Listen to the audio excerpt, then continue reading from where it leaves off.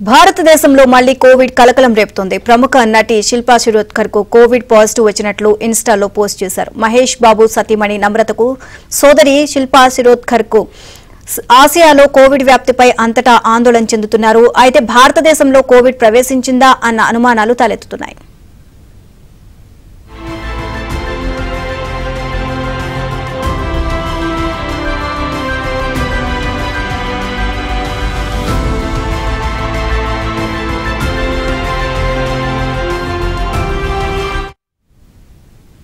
భారతదేశంలో మళ్లీ కోవిడ్ కలకలం రేపుతోంది. ప్రముఖ నటి శిల్పా శిరోద్కర్ కు కోవిడ్ పాజిటివ్ వచ్చినట్లు ఇన్స్టాలో పోస్ట్ చేశారు. మహేష్ బాబు సతీమణి నమ్రతకు సోదరి శిల్పా శిరోద్కర్ ఆసియాలో కోవిడ్ వ్యాప్తిపై అంతటా ఆందోళన చెందుతున్నారు. అయితే భారతదేశంలో కోవిడ్ ప్రవేశించిందా అన్న అనుమానాలు తలెత్తుతున్నాయి. ఓవరాల్ గా ఇదే అంశానికి సంబంధించి మరిన్ని అప్డేట్స్ మా కరెస్పాండెంట్ ప్రవీణ్ అడిగి తెలుసుకుందాం. ప్రవీణ్, మళ్లీ అక్కడక్కడ కొన్ని కేసులు అయితే నమోదవుతున్నాయి, కోవిడ్ కేసులు. సో మళ్లీ కోవిడ్ విజృంభిస్తుందా అన్న అనుమానాలు అయితే వ్యక్తమవుతున్నాయి. ఓవరాల్ గా అప్డేట్స్ ఏంటి దీనికి సంబంధించి? డాక్టర్స్ ఏం చెప్తున్నారు?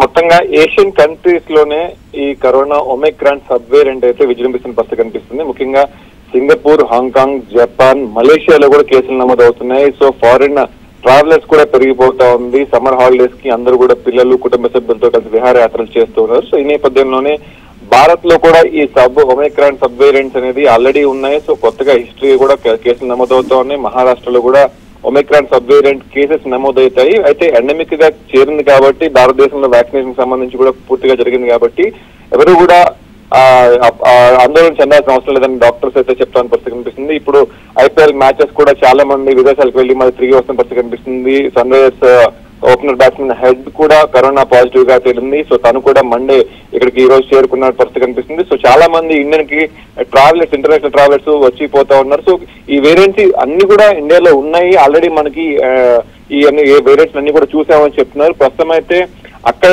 దేశాల్లో పెరుగుతున్నటువంటి వాటి మీద WHO కూడా ఆ వేరియంట్ ఏంటి, ఆ వేరియంట్ వ్యాప్తి ఉన్నప్పటికీ కూడా మరణాల సంఖ్య అయితే లేదు, ఆందోళన చెందాల్సిన పని లేదు. అయితే విస్తరిస్తున్న వ్యాప్తిని చూస్తుంటే కొంత ఆందోళన చెందుతున్నాం, కేసుల సంఖ్య పెరుగుతున్నాయని చెప్పేసి ధృవీకరించింది. సో ముఖ్యంగా అక్కడ ఉన్నటువంటి యూరోప్ కంట్రీస్ లో ప్రస్తుతానికి కేసులు, కానీ ముఖ్యంగా మిడిల్ ఈస్ట్ లో కావచ్చు, ఏషియాలో కావచ్చు కేసులు పెరుగుతున్నాయి కాబట్టి భారతదేశం కూడా దృష్టి సారించింది.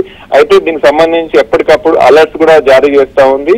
సో ICMR కూడా గైడ్ లైన్స్ రిలీజ్ చేసింది. ఒకవేళ కేసెస్ కానీ వచ్చినట్లయితే మాస్క్ మస్ట్. ఇప్పుడు మహేష్ బాబు మరదలకు సంబంధించినటువంటి తను కూడా ట్వీట్ చేసింది. మహేష్ బాబు ఫ్యామిలీ కూడా ఎన్నో విహారయాత్రలకు వెళ్తా ఉంటుంది. సో తన ట్రావెల్ హిస్టరీ కూడా అధికారులు ట్రాక్ చేస్తారు. సో మహేష్ బాబు ఫ్యామిలీ పూర్తిగా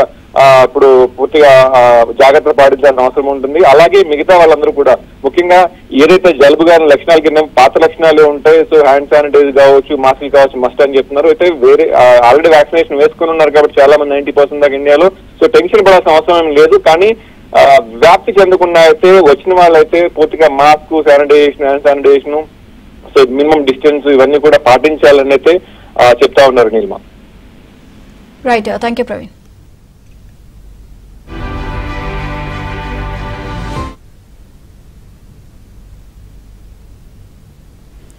అయితే ఈ కొత్త కరోనా వేరియంట్ వల్ల భారత్ కు ఎలాంటి ఆందోళన అవసరం లేదని ప్రముఖ వైద్యుడు డాక్టర్ ముఖర్జీ చెప్తున్నారు. ఈ కొత్త వైరస్ ప్రభావం తీవ్రంగా ఉంటుంది అనడానికి సరైన ఆధారాలు లేవు అన్నారు.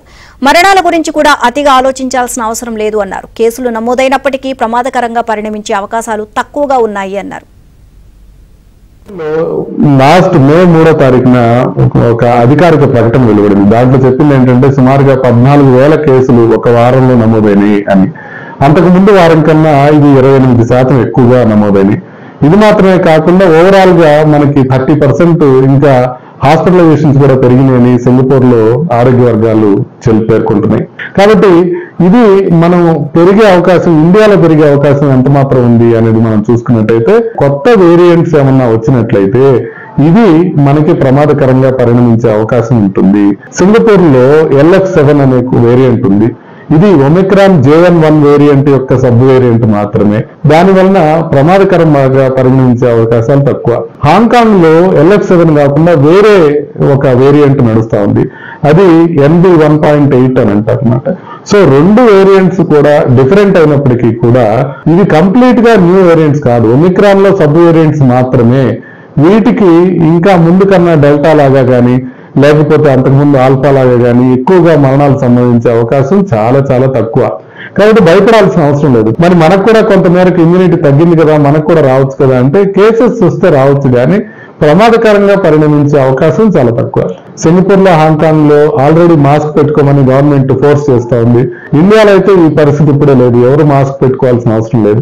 కానీ గవర్నమెంట్ సైడ్ నుంచి కొంత జాగ్రత్తలు తీసుకోవాల్సిన అవసరం ఉంది. అదేవిధంగా మురుగునీరులో కోవిడ్ ఎంత ఉంది అనే పరీక్షలు కూడా అన్ని మేజర్ నగరాల్లో చేసుకోవాల్సిన అవసరం ఉంటుంది. ఇది ఆల్రెడీ మనకు తెలిసిందే. ఒమిక్రాన్ వేరియంట్స్ లోనే 2 LF7 ప్లస్ NV 1.8 అనేవి మాత్రమే. కాబట్టి భయపడద్దు. ప్రభుత్వం దగ్గర నుంచి ఏమన్నా మార్గదర్శకాలు వస్తాయేమో అని వేచి చూస్తాం.